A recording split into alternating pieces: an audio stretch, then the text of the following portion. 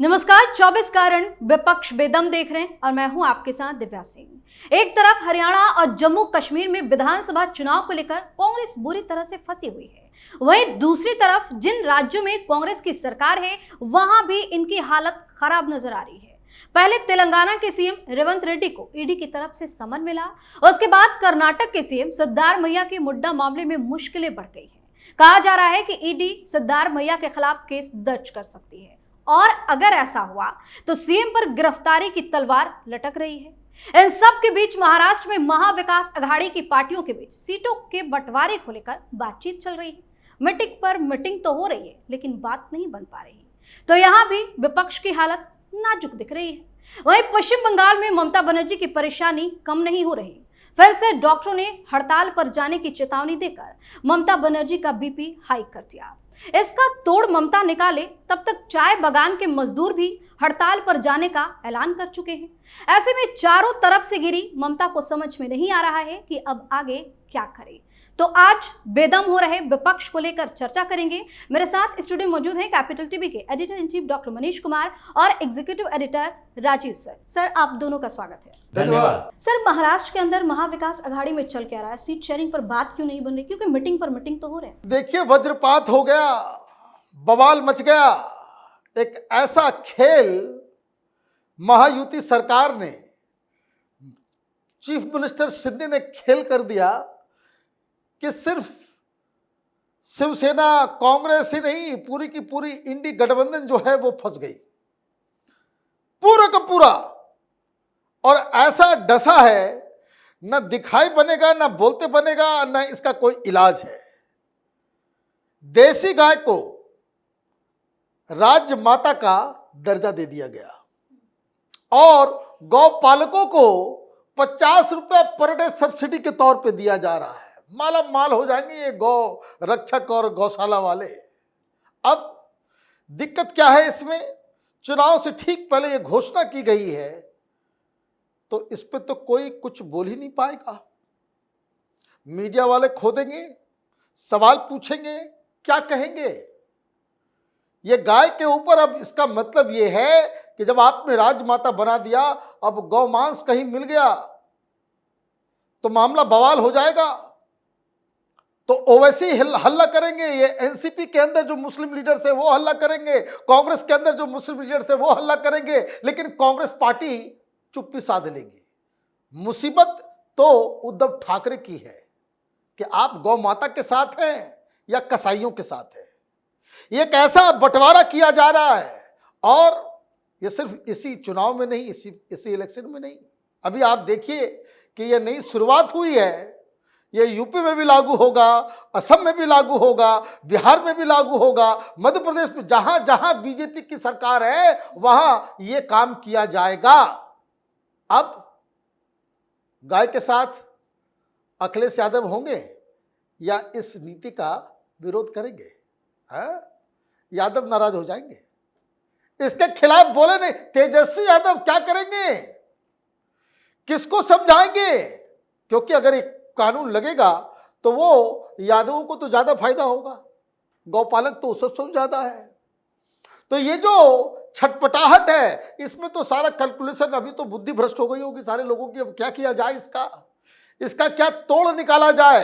या फिर कांग्रेस पार्टी या उद्धव ठाकरे कहेंगे कि नहीं नहीं नहीं, हम इस फैसले के साथ हैं, और ये कहेंगे कि हम इस फैसले के साथ हैं, तो फिर मुसलमान नाराज हो जाएंगे। सर, महाराष्ट्र में विपक्ष के बीच सीट शेयरिंग को लेकर क्या चल रहा है? बात क्यों नहीं बन पा रही है? देखिए, अघाड़ी में बात बनने की संभावनाएं कम है। 3 दिन का मंथन किया इन लोगों ने, 3 दिन तक बैठकें की। 18 तारीख से 21 तारीख तक लगातार कांग्रेस के नेता, एनसीपी के नेता और उद्धव ठाकरे के नेता बैठक करते रहे, बात नहीं बन पाई। उसके बाद अचानक से यू टर्न लिया शरद पवार ने। शरद पवार की पार्टी बार बार कह रही थी, सुप्रिया सूले भी कह रही थी कि हम सीएम की रेस से बाहर हैं, लेकिन शरद पवार ने अचानक से कह दिया ये रोहित पवार जो हैं वो सीएम के उम्मीदवार हैं। अब उद्धव ठाकरे के लिए सबसे बड़ी मुसीबत यही है कि आप कांग्रेस के तरफ से भी कह रहे हो, कांग्रेस के बाला साहब थोराट कह रहे थे कि हम भी सीएम के दावेदार हैं, उधर नाना पटोले सीएम के दावेदार हैं, लेकिन कांग्रेस के अंदर सीएम के दावेदार हैं। और अब शरद पवार भी कहने लगे सीएम तो हमारा भी बन सकता है। तो उद्धव ठाकरे क्या करेंगे? उद्धव ठाकरे के साथ समस्या सीट शेयरिंग को लेकर भी है, क्योंकि कांग्रेस और एनसीपी, शरद पवार का गुट, ये दोनों एक मंच पर आ जाते हैं और उद्धव ठाकरे अलग थलग पड़ जाते हैं। और इस बात को लेकर उद्धव ठाकरे के अंदर नाराजगी है। वो नए नए विकल्प की तलाश करते रहते हैं कि अब आगे क्या किया जाना चाहिए। कभी बोलते हैं मुंबई में हम गठबंधन नहीं करेंगे, मुंबई के अलावा जो महाराष्ट्र की दूसरी सीटें हैं उस पर हम सब साथ में लड़ेंगे, मुंबई में सारी सीटें 36 की 36 विधानसभा सीटों पर हमें अकेले लड़ना है, हम फ्रेंडली लड़ेंगे। आजकल इंडी अलायंस में ये फ्रेंडली इलेक्शन लड़ना एक नया फितूर हो चुका है। हर जगह देखिए, ममता बनर्जी अलग चुनाव लड़ रही थी, कांग्रेस अलग चुनाव लड़ रहे थे, लेकिन ये सब लोग एक दूसरे के साथ साथ चल रहे थे। 5 सीटों पर जम्मू कश्मीर में एनसी और कांग्रेस फ्रेंडली इलेक्शन लड़ रही है। तो ये नया ट्रेंड चल गया है और उस ट्रेंड को अब अघाड़ी भी सामने लाएगा, क्योंकि वहां पर सीट शेयरिंग संभव दिख नहीं रहा है। आगे हर बैठक के बाद कुछ नई शर्तें उद्धव ठाकरे की तरफ से, कुछ नई शर्तें कांग्रेस की तरफ से लागू की जाती है कि किस आधार पर हम सीट शेयरिंग फार्मूला डेवलप करें। पार्टी अभी जो है उसके आधार पर, पिछले इलेक्शन के परफॉर्मेंस के आधार पर, या फिर यह तय करें कि बड़े भाई की भूमिका में जो पार्टी रहेगी उसको कितना % ज्यादा सीटें दी जाए। अब इन सारे फार्मूलों को कोई ना कोई अटका देता है, रोड़ा लग जाता है। और इसलिए इस मंथन को करने के पीछे एक बड़ी वजह यह भी थी कि 5 तारीख को राहुल गांधी को महाराष्ट्र जाना है और महाराष्ट्र जाने से पहले वो चाहते हैं कि उद्धव ठाकरे कम से कम इस बार मंच पर आ जाए। उसके लिए भी शर्तें हैं। उद्धव ठाकरे वहां जाएंगे और अभी जैसा डॉक्टर साहब ने कहा कि एक नया राजमाता, गौ माता को राजमाता बना दिया गया, तो इस मुद्दे ने उद्धव ठाकरे को और कंफ्यूज कर दिया है। मतलब महाराष्ट्र में अघाड़ी ऐसे परेशान है कि तीनों पार्टियां एक दूसरे के टांग खींचने में लगी है। सर, पश्चिम बंगाल में ममता बनर्जी बुरी तरह से फंस गई हैं। एक तरफ तो डॉक्टरों ने टेंशन बढ़ाया ही था, अब चाय बगान वाले भी ऐलान कर चुके हैं। देखिए, बंगाल की स्थिति बहुत ही, जिसको कह सकते हैं, चिंतनीय है। बहुत सीरियस रेमिफिकेशन हो गया है ये डॉक्टरों के हड़ताल की वजह से। मैं कल एक वरिष्ठ पत्रकार से बातचीत कर रहा था। उन्होंने कहा कि मेरी उम्र 62 साल की है, मैंने बचपन से अब तक कोलकाता के अंदर दुर्गा पूजा से ठीक पहले इतना सन्नाटा नहीं देखा। 2 दिन में दुर्गा पूजा शुरू हो जाएगा, मोहालिया शुरू हो जाएगा। उन्होंने कहा कि पूरा बंगाल बाजार में होता था, बाजारें सज जाती थी। इस बार पूरा सन्नाटा है और सन्नाटे की वजह और इसके पीछे जो गुस्सा, रोष है, वो ममता बनर्जी और ममता बनर्जी की ये जो मुस्लिम परस्त राजनीति है, ये आज के हालात है। और मौसम की भी मार अलग है। जब तक दुर्गा पूजा की शुरुआत होगी, षष्ठी, सप्तमी, अष्टमी, बताया ही जा रहा है कि जो नेपाल का जो बाढ़ का जो पानी है वो पूरे बंगाल में चला जाएगा। जब तक अभी नॉर्थ बिहार को प्रॉब्लम कर रहा है, वो धीरे धीरे 5-7 दिनों में जो बंगाल के बॉर्डर को क्रॉस कर जाएगा।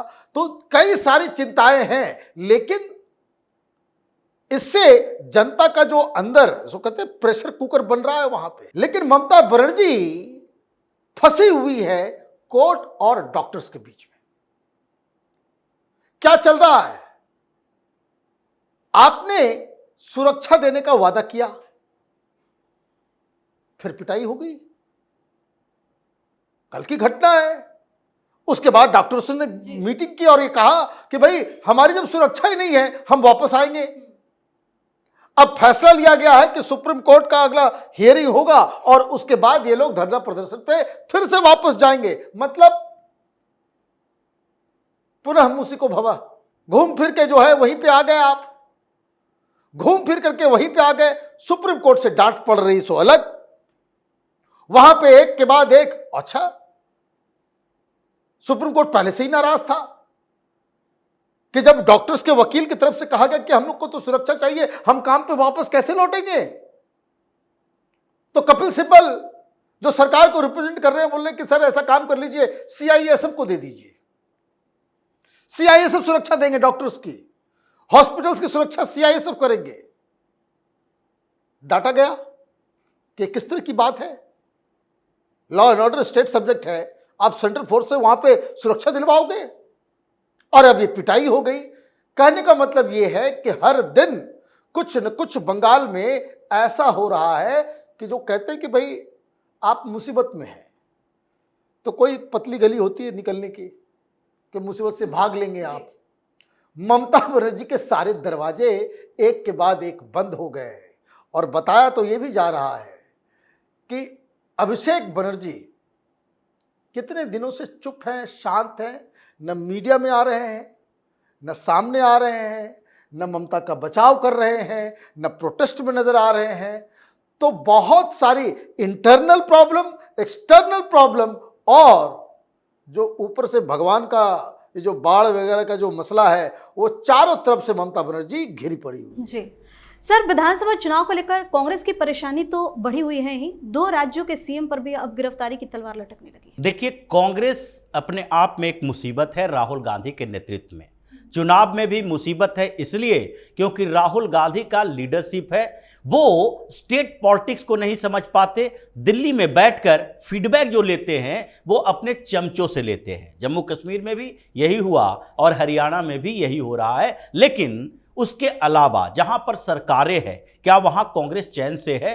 क्या वहां कांग्रेस के अंदर अंतरकलह की स्थिति नहीं है? चाहे तेलंगाना हो या कर्नाटक हो या फिर हिमाचल प्रदेश ही हो। हिमाचल प्रदेश में अलग विवाद चल रहा है और उसको लेकर उनके मंत्री ही नाराज दिखाई पड़ रहे हैं कि हम हिमाचल प्रदेश की राजनीति कांग्रेस की हिमाचल प्रदेश से चलाएं या दिल्ली के नेताओं के निर्देश पर चलाएं। यहां का मुद्दा अलग हो सकता है, दिल्ली में बैठे लोगों का मुद्दा अलग हो सकता है, लेकिन अगर स्थानीय मुद्दे को हम पकड़ेंगे नहीं तो फिर हिमाचल प्रदेश में कांग्रेस खत्म हो जाएगी। ये अवधारणा वहां पर चल रही है। तो उधर कर्नाटक के अंदर मुडा का मामला इतना बढ़ चुका है कि अब ईडी की एंट्री होने वाली है। जिस तरीके से एफआईआर दर्ज हुआ सिद्धारमैया के खिलाफ, उसके बाद अब ईडी की एंट्री मनी ट्रेल को पकड़ने के लिए हो रही है, जिसमें सिद्धारमैया भी होंगे, उनकी पत्नी पार्वती भी होंगी, उनके साले मल्लिकार्जुन भी होंगे। मतलब अब सिद्धारमैया के साथ समस्या जो है वो कांग्रेस की समस्या बन गई है। वो ऐसे तो है नहीं कि कर्नाटक के अंदर वो केजरीवाल स्टाइल ऑफ पॉलिटिक्स कर लेंगे कि जेल चले गए और कहेंगे कि हम सीएम बने रहेंगे। कर्नाटक कांग्रेस में ही विद्रोह हो जाएगा। अगर वो जेल जाते हैं, उन्हें सीएम पद से हटाया जाता है उससे पहले या समन के बाद, या परेशानियां बढ़ती है, तो वो अपने विधायकों को, जैसे पिछली बार हुआ था, डिप्टी सीएम बनाया गया था सिद्धारमैया को, और उसके बाद क्या किया, इन्होंने ही सरकार गिरवा दी कांग्रेस की, और इन्हीं के लोग भारतीय जनता पार्टी के साथ चले गए। तोड़फोड़ करने का मकसद यही था कि कांग्रेस में डिप्टी सीएम बनकर और सीएम हम कुमारस्वामी को बनाकर कुछ नहीं कर सकते। तेलंगाना हो या कर्नाटक हो, कांग्रेस में सरकार के लिए इतनी परेशानी बढ़ गई है कि अब इंटरनल फाइट से सरकार गिरने की स्थिति में आ गई है। सिद्धारमैया को समन गया या फिर एक दिन के लिए भी हिरासत मिली, इसका मतलब है कि कर्नाटक में कांग्रेस की सरकार गई। बहुत बहुत धन्यवाद सर तमाम जानकारी के लिए। धन्यवाद। तो चुनाव के बीच कांग्रेस पार्टी की हालत बद से बदतर होती जा रही है, क्योंकि एक तरफ चुनाव का प्रेशर तो दूसरी तरफ 2-2 सीएम पर गिरफ्तारी की तलवार लटक रही है। वहीं महाराष्ट्र में विपक्ष के अंदर सियासी घमासान मचा हुआ है, तो पश्चिम बंगाल में ममता बनर्जी इतनी बुरी तरह से फंसी है कि निकलना नामुमकिन लग रहा है। ऐसे में अगर देखें तो विपक्ष पूरी तरह से बेदम नजर आ रहा है। 24 का रन विपक्ष बेदम में फिलहाल इतना ही। इन तमाम मुद्दों पर आप अपनी राय हमें कमेंट करके जरूर बताएं और देखते रहिए कैपिटल टीवी। नमस्कार।